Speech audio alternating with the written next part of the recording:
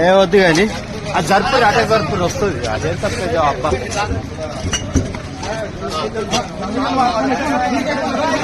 మహాత్ముని